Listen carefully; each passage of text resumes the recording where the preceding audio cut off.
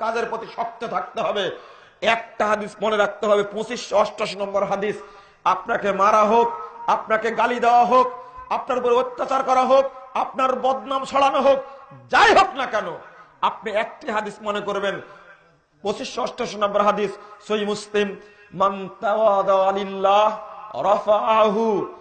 দাওয়াতি কাজ করতে গিয়ে আল্লাহর জন্য যে ব্যক্তি লাঞ্ছিত হয়, আল্লাহর জন্য যে ব্যক্তি অপমানিত হয়, আল্লাহ রাব্বুল আলামিন তার সম্মানকে বৃদ্ধি করে দেন। মনে থাকবে না কথা? দাওয়াত দিতে যাচ্ছে ডাক্তার ইদ্রিস সাহেব উপস্থিত। আহলে হাদিস আন্দোলন যারা বুঝেন তাদের মধ্যে আলহামদুলিল্লাহ তিনি একজন। তাকে কতই না কি বলা হয় যে না একটাও আপনার মাথায় ধরবে না, কানেও ধরবে না। শর্তই করা আছে, যারা দাওয়াতি কাজে মাঠে থাকবে তাদের 6টি শর্তের একটি শর্ত রয়েছে, আন্নাকুলা বিল হক আইনামা কুন্না লা নাখাফু ফিল্লাহি লাওমাতা লাইম। সহিহ বুখারী খুলুন 18 নম্বর হাদিস, রাসূল সাল্লাল্লাহু আলাইহি ওয়াসাল্লাম আন্নাকুলা বিল হক শর্ত করেছিলেন সাহাবায়ে কেরাম। এই 12 জন যুবক রাসূলের কাছে শপথ করেছিলেন, আন্নাকুলা বিল হক, আমরা হক কথা বলবো, আইনামা কুন্না, যেখানেই থাকি না কেন, লা নাখাফু ফিল্লাহি লাওমাতা লাইম, আমি নিন্দুকের নিন্দাকে পরোয়া করব না। শিরিক এবং বেদাতের বিরুদ্ধে, তাওহীদ এবং সুন্নাহর পক্ষে দুর্বার গতিতে আন্দোলন চলবে, দাওয়াত চলবে। কোন ক্ষেত্রেই কারো সাথে আপোষ করা যাবে না, সে যে যাই বলুক না কেন। সাবধান থাকতে হবে। আপনি একটু চাপে পড়বেন আর সঙ্গে সঙ্গে দুর্বল হয়ে গেলেন, ওই কর্মীর দরকার নেই। আর কখনোই নিজেকে মনে করবেন না যে আমাকে মূল্যায়ন করা হলো না। কোন একজন কর্মী, কোন একজন দায়ী, কোন একজন দায়িত্বশীল কোশ্চিন কালো একবার ভাববে না আমি এত দাওয়াতি কাজ করি কিন্তু আমাকে নেতারা মূল্যায়ন করে না। এই দোষটাই আমাদের ভিতরে। খবরদার, আপনার মূল্যায়ন যদি আল্লাহ করেন, ও নেতার মূল্যায়নের দরকার আছে?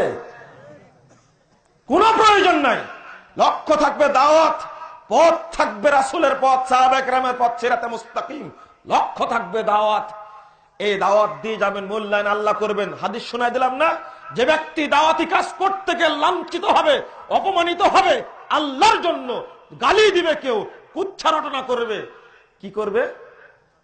আল্লাহ তার মর্যাদা বৃদ্ধি করে দিবেন।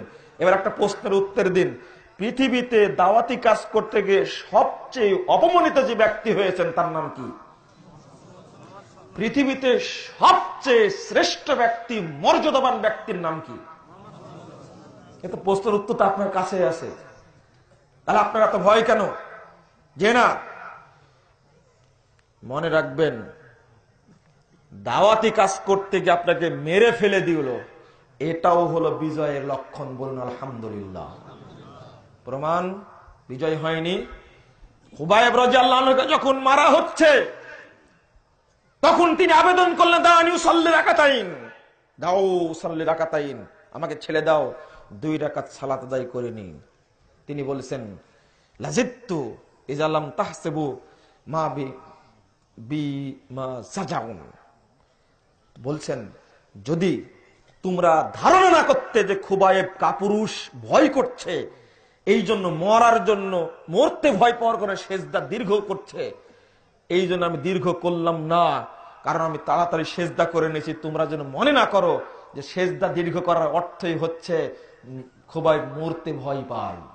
কিন্তু না, আমি জীবনের সর্বশেষ 2টা সেজদা আল্লাহকে করলাম এই উদ্দেশ্যে, আর কোনোদিন আমার সেজদা চলবে না। মরার পরে সেজদা করা যাবে আল্লাহকে? আর সেজদা নাই, শেষ সেজদা। তখন বলে তুমি ধর্ম ছাড়ো। তিনি বলছিলেন, লাস্তু বালিহিনা উক্তালু মুসলিমান আলা ইয়াজাম্বিন কানা ফিল্লাহি মাসরাই ওয়া যালিকা ফিদাতিল্লাহ ইয়াশা ইউবারিক ফি আওসালি শিলবিল মুমাসসাই। তিনি বলছেন, শুনে রাখো হে কাফের মুশরিক সম্প্রদায়, যখন একজন মুসলিম হিসাবে আমাকে হত্যা করা হয় তখন আমি কোনো কিছুকেই পরোয়া করি না, কারণ আমার উপরে যাই অত্যাচার করা হবে সবকিছু আল্লাহর জন্যই হবে। আমি জানি আমার সাথী ভাইদেরকে যেভাবে তোমরা চোখ তুলে নিয়েছো, কান কেটে নিয়েছো, হাত কেটে নিয়েছো, গলা কেটে নিয়েছো, হত্যা করেছো, আমাকেও তোমরা টুকরো টুকরা করে হত্যা করবে। মনে রাখো, ইউবারিক ফি আওসালি ফি কুল্লি শিলবিন মুয়াসসাই, কাল কিয়ামতের মাঠে আমার আল্লাহ প্রত্যেকটি টুকরার বিনিময়ে আমাকে রহমত দান করবেন প্রত্যেকটা ক্ষেত্রে। দেখছেন কথাটা কত শক্ত, যে না একজন দায়ী হিসাবে কোশ্চিন কালে আপোষ করা যাবে না। মউতের ফয়সালা কার হাতে? আল্লাহর হাতে। আপনি একটা জানেন না, ইন্না সলাতি ওয়া নুসুকি ওয়া মাহইয়ায়া ওয়া মামাতি লিল্লাহি রাব্বিল আলামিন। মনে নেই আপনার? আমার সালাত, আমার কুরবানি, আমার বেঁচে থাকা, আমার মরে যাওয়া, যাবতীয় সবকিছুই কার জন্য? জগৎ সময়ের প্রতিপালক আল্লাহর জন্য। এটা আমার কাছে পরিষ্কার। যখন বিপদ পড়বো আমি, তখন বলবো একটা কথা, ইব্রাহিম আলাইহিস সালামের মতো, রাসূলের মতো একটি কথা বলবো। বলুন তো সেই কথাটা কি? হাসবুনাল্লাহ ওয়া নি'মাল ওয়াকিল। বিপদ থেকে আল্লাহ মুক্ত করতে পারেন না? করতে পারেননি? মুক্ত করেননি? করেছেন। এটা বাস্তবতা। যুগে যুগে এমনটাই হয়ে গেছে। হ্যাঁ, যদি মুজাফফরকে মেরেই ফেলে দেয়, তাতে কি দুঃখিত হওয়ার প্রয়োজন আছে? না, আমি মনে করি না প্রয়োজন আছে। কারণ 5 পয়সা দাম নাই, 5 পয়সা দাম নাই মুজাফফরের, 5 পয়সা দাম নাই।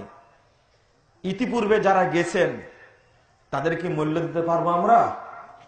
এই উপমহাদেশেই ব্রিটিশ বিরোধী আন্দোলনের সিপা সালার সাইদ আহমদ এবং শাহ ইসমাইল শহীদ, তাদেরকে মেরে ফেলা হয়নি? তাদের একটা পশমের সমান মূল্য আমাদের আছে? নেই। তাহলে এমনকি দীর্ঘ 2.5 বছর ইমাম ইবনে তাইমিয়া রাহিমাহুল্লাহকে শুধু লেখনির কারণে শাসক আটকে রাখলো, এবং দীর্ঘ 2.5 বছর জেল খেটেই তিনি জেল খানাতেই না খেয়ে, পানি না পেয়ে, খুদ পিপাসায় আস্তে আস্তে আস্তে আস্তে জীবনটাই আল্লাহকে বিলিয়ে দিলেন।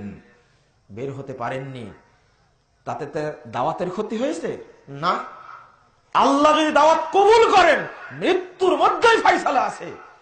ইবনে তাইমিয়া রাহিমাহুল্লাহকে যখন জেলখানা থেকে বের করা হয়, তার ভক্তি দেখে, মানুষের অবস্থা দেখে তৎকালীন শাসক পা ধরে ক্ষমা চাচ্ছে, ইবনে তাইমিয়া তোমাকে আমি চিনি না, তুমি আমাকে মাফ করে আজকে চিনতে পারলাম। এই অবস্থা দেখে 1,60,000 ইহুদি একদিন ইসলাম গ্রহণ করেছে। লাভ হলো? না, কোন লাভ হয়নি। ইমাম আহমদ বিন হাম্বল রাহিমাহুল্লাহকে 12টি বছর আটকে রাখা হলো। 28 মাস তাকে তার গায়ে পিটানো হয়েছে।